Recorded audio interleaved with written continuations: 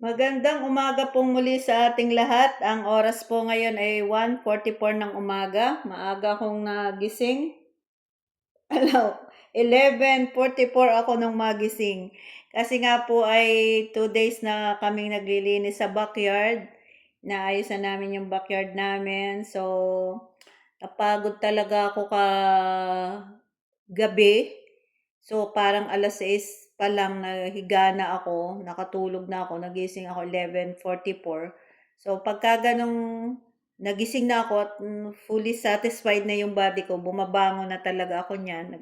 Nakatapos na rin akong kumain. Nagkumain din ako kasi hindi nga ako nakapaghapunan. And then tutuloy ko po yung aking pagsi-share patungkol sa Sino ang Diyos, part 2 na po tayo. So, ngayon po, ating pong natutunan doon sa una ay dapat ay kilalanin natin ang Diyos ayon sa kanyang kapahayagan. At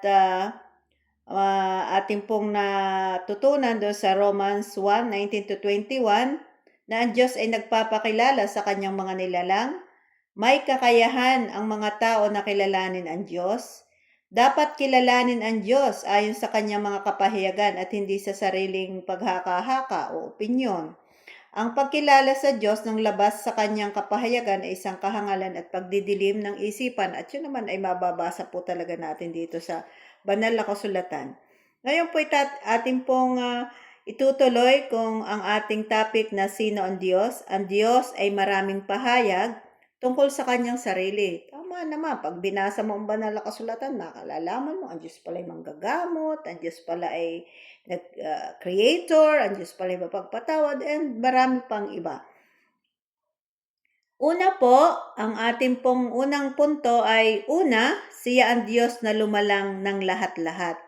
Yan po, dapat po nating maunawa at maintindihan bilang tayo ay mga nilalang niya at sumasamba at kumikilala sa Diyos. Dapat nating isaisip at isapuso natin na ang ating Panginoong Diyos ang lumalang sa lahat-lahat. At yan po ay maraming kapahayagan sa kanyang mga salita. Mababasa po natin yung sa Isaiah 40:28, sinasabi po dito na walang anumang bagay sa lupa o sa langit na hindi nilalang ng Diyos, at dahil dito ay walang sino man o anuman ang makapagmamalaki sa Diyos. Kilala niya ang bawat isa.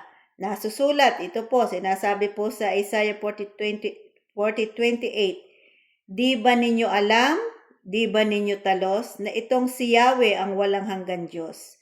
Siya ang lumikha ng buong daigdig.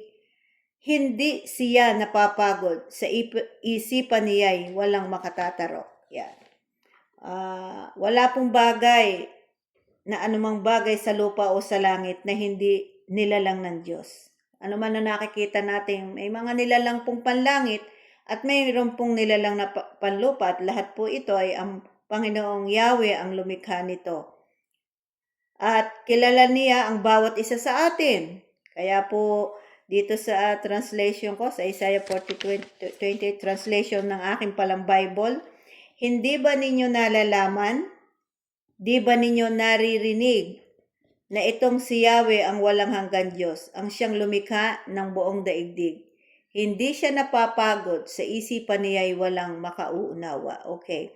So makikita po natin dito na ang Panginoong Yahweh ay walang hanggang Diyos. Ibig sabihin ng walang hanggan, hindi po siya maaaring mapalitan.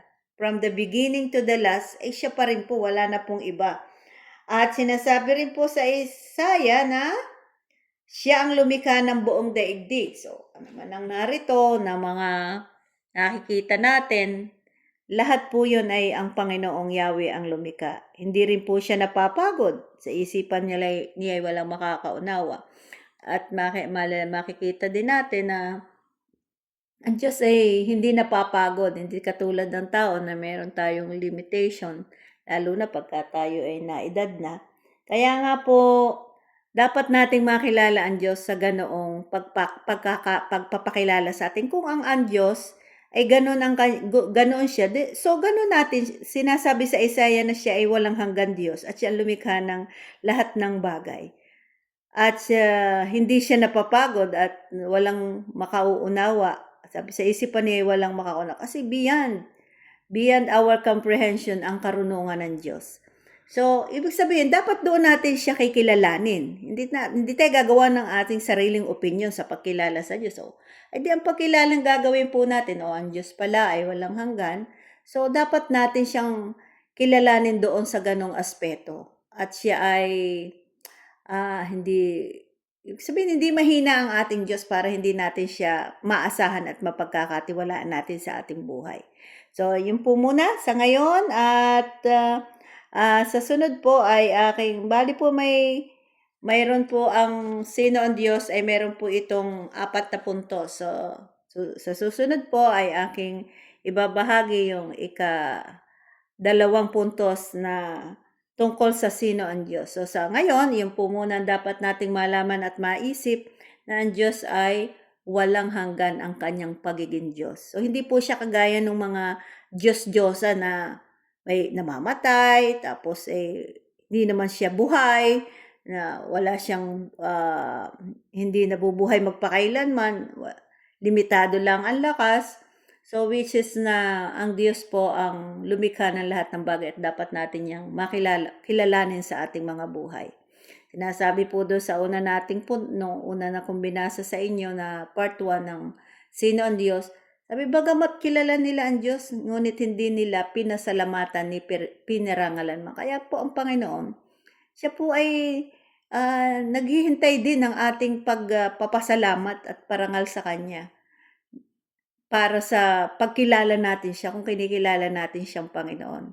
So magandang umaga po sa ating lahat at nawa ang araw na ito ay maging kapaki-pakinabang sa ating mga buhay. Wag po nating sikapin po natin ang ating oras ay mailaan natin sa mga productive na bagay, lalo na kung umiidad ka. Hindi ibig sabihin pag umidad ka, hindi ka na dapat nagiging mas aktibo nga yung ating katawan sa gawain kasi kung lagi lang po tayo uupo, manonood ng TV, wala po mangyayari sa atin. Mas madali tayo manghina at mas mabilis tayong tatanda kasi yung body natin, kailangan po ito ay merong tinatawag na regular na aktibidad upang ito ay mas mapalakas mo ang iyong pangangatawan.